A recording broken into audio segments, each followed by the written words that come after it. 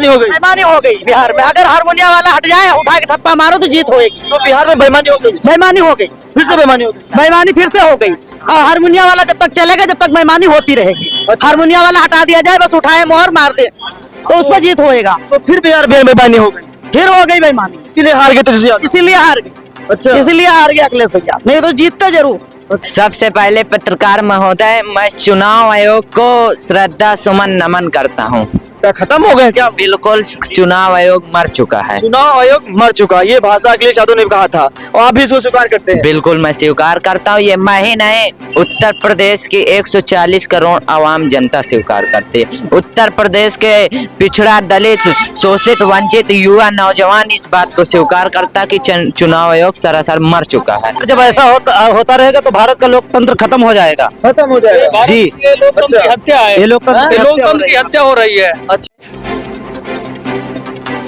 बिहार में पहली बार इतना ज्यादा मत पड़ा और बिहार का इतिहास कहता है कि जब जब 60% मतदान पड़े हैं, लालू यादव मुख्यमंत्री बने हैं। लेकिन इस बार तो 70% क्रॉस गया, उसके बाद भी सरकार नहीं बन पाई। कहाँ से चूक हो गई? उसमें 50% तो ईवीएम में फालतू था और 20% लोग वोट नहीं दिया। वो 70% हो गया। उसमें भाजपा का जो है चुनाव आयोग और इलेक्शन कमीशन और ये जो है प्रशासन, यही सब वोट है। अच्छा, बाकी भाजपा पे दम पे नहीं जीती है, अच्छा, सिर्फ ईवीएम के बल पर जीती है। अच्छा। तो और ऐसा अगर रहेगा तो भाजपा को कोई हटा नहीं पाएगा। खत्म हो जाएगा इसी तरह से। अगर जब ऐसा होता रहेगा तो भारत का लोकतंत्र खत्म हो जाएगा। खत्म हो जाएगा जी, ये लोकतंत्र की हत्या है। ये लोकतंत्र की हत्या हो रही है। अच्छा थी कि जो हारमोनिया वाला है, वोट डालने वाला, उसको हटा दें और उठाएं औरतें जो कोई पढ़ी लिखी होती है, नहीं पढ़ी लिखी होती है, उठाएं मोहर, उठा के जिसपे जहाँ दिल है वहाँ पे मारते। अच्छा। तो इसमें अखिलेश भैया की जीत रहेगी। अच्छा। और हारमोनिया वाले में डालो अखिलेश भैया के पे, चला जाता है कमल के फूल पे। अच्छा, और जब से जी बीजेपी की सरकार आई है, जब से बहुत परेशानी है भैया हमारे को। तो परेशानी हो गई? परेशानी है, और ये जगह जगह लड़कियां छेड़ी जा रही हैं। और कहीं शिकायत करने जाओ तो उसके बाद लड़के वाले की सुनते नहीं, पुलिस वाले उल्टा आरोप लगा देते लड़के पे कि तू ऐसी थी, तू ऐसी थी। अभी भिवानी में देख लियो हुआ मनीषा के साथ में। उसके बाद पुलिस वाले क्या बोला, ये तो जानवर खा गया। क्या जानवर इतना चेहरे खाएगा और अलग नहीं खाएगा? दो दफा पोस्टमार्टम हुआ। पोस्टमार्टम होने के बाद में बोला कि इसको तो जानवर ने खाया। सफदरगंज अस्पताल में जब पोस्टमार्टम हुआ तो वहां यह निकला कि क्या नाम, इस लड़की के साथ बलात्कार भी हुआ और इसको जान से मारा भी गया। तो इस बीजेपी सरकार में कोई भैया सुनवाई नहीं होती है बिल्कुल भी। रही बात अखिलेश भैया के बारे में कोई कहे तो अखिलेश भैया के तो भी कोई सत्ता ही नहीं। अच्छा, सत्ता अगर इनके होती तो सुनवाई जरूर होता। ये देखो अभी वहाँ एक मंदिर बनवाया और कितने नगरी उखाड़ के रख दिया। आपकी जीत पाया कहीं से? मोदी बाबा या योगी बाबा आपके वहाँ से जीत पाए? बिल्कुल भी नहीं जीत पाए। अच्छा, अच्छा। क्यों? कारण ये है कि एक मंदिर बनवा दिया, बाकी जो गरीब रह रहे थे उनको रहने देते, उनके नगरी क्यों उजाड़ा? अच्छा। अब हम बोल रहे हैं जो बात है, हम जेल से किसी चीज से नहीं डरते हैं, लेकिन जो बात सच बोलते हैं सच बोलते हैं। अच्छा। यहाँ पे भी लेकिन आती हूँ, 2-4 चक्कर आ गई हूँ। कभी मुझे तो आप अखिलेश यादव को पसंद करते, योगी जी को पसंद नहीं, मोदी जी को पसंद नहीं करते? बिल्कुल भी नहीं पसंद करते हम। अखिलेश भैया को पसंद है, लेकिन इनके कार्यकर्ता हमको मिलाते नहीं अखिलेश भैया से। कभी मिलाया नहीं, कभी मिलाया नहीं मुझे अखिलेश भैया से। यहाँ आती हूँ मिलने के लिए, मिलाया भी नहीं मेरे को कभी। कर लिया गया, बेईमानी हो गई, बेईमानी हो गई बिहार में। अगर हारमोनिया वाला हट जाए, उठा के थप्पा मारो तो जीत होगी। तो बिहार में बेईमानी हो गई, बेईमानी हो गई, फिर से बेईमानी हो गई। बेईमानी फिर से हो गई। और हारमोनिया वाला जब तक चलेगा, जब तक बेईमानी होती रहेगी। हारमोनिया वाला हटा दिया जाए, बस उठाए मोहर मार दे तो उस पर जीत होएगा। तो फिर बिहार में बेईमानी हो गई, फिर हो गई बेईमानी, इसीलिए हार गए तेजस्वी यादव। इसीलिए हार गई। अच्छा, इसीलिए हार गया अखिलेश भैया, नहीं तो जीतते जरूर। कि इस बार बिहार का माहौल बदलेगा, तेजस्वी यादव मुख्यमंत्री बनेंगे, बहुत सारे वादे होंगे, युवाओं को रोजगार मिलेगा। सारे वादे धाराशायी हो गए और एनडीए ने सरकार बना ली। कहाँ से चूक हो गई, क्या कहेंगे आप? सबसे पहले पत्रकार महोदय, मैं चुनाव आयोग को श्रद्धा सुमन नमन करता हूँ। क्या खत्म हो गए क्या? बिल्कुल, चुनाव आयोग मर चुका है। चुनाव आयोग मर चुका, ये भाषा अखिलेश यादव ने कहा था और आप भी इसको स्वीकार करते हैं? बिल्कुल मैं स्वीकार करता हूँ। ये मैं ही नहीं, उत्तर प्रदेश की 140 करोड़ आवाम जनता स्वीकार करती है। उत्तर प्रदेश के पिछड़ा, दलित, शोषित, वंचित युवा नौजवान इस बात को स्वीकार करता कि चुनाव आयोग सरासर मर चुका है। अच्छा, अच्छा।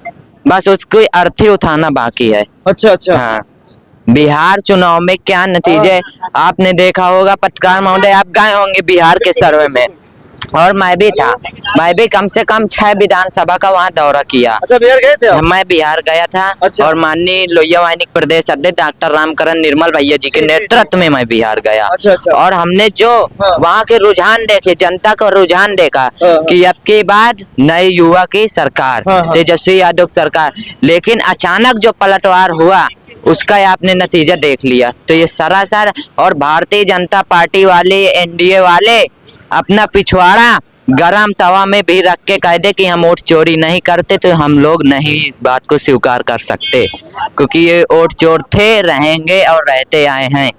और ऐसा ही नतीजा रहा तो हम नेपाल वाला यहाँ भी क्रांतिकारी लिखने का उत्तर प्रदेश में 2027 में काम करेंगे। अच्छा, तो बिहार बहुत हालात बुरे हैं बिहार के, क्योंकि ऐसा अनुमान था नहीं इस बार, क्योंकि इस बार वोट बहुत बड़ा था।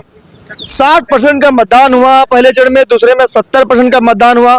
उसके बाद भी हार का सामना करना, अब क्या जनता से उम्मीदें बची आप लोगों को? 99% का भी वोट पड़ जाए ना तो हम लोग इस बात को नहीं स्वीकार करेंगे, क्योंकि ईवीएम, अभी भाई ने बताया कि एक मोबाइल को किस्त पर खरीदो EMI पर, तो फोन की किस्त ना जमा करो तो उस मोबाइल को बंद कर दिया जाता। तो बताओ, ईवीएम को हैक नहीं किया जा सकता है?